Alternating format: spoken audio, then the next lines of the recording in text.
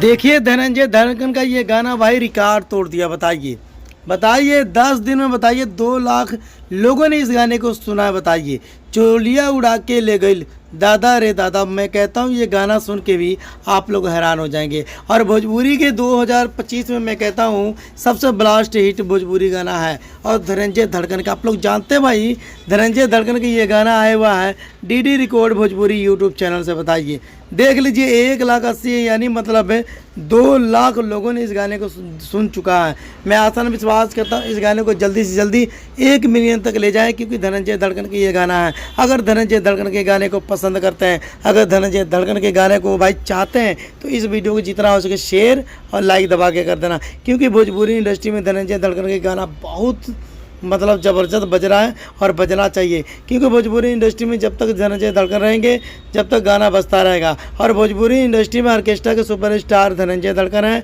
एक अवधेश प्रेमी। आप लोग जानते हैं भाई धनंजय धड़कन का जब भी गाना आता है भाई एक रिकॉर्ड तोड़ देता है। यूपी हो चाहे बिहार चाहे दिल्ली हो चाहे पंजाब, भाई हर कोना कोना में इनका गाना बजता है, आप लोग जानते हैं। तो चोलिया उड़ा के ले गई दादा ये दादा, यही गाने का नाम है।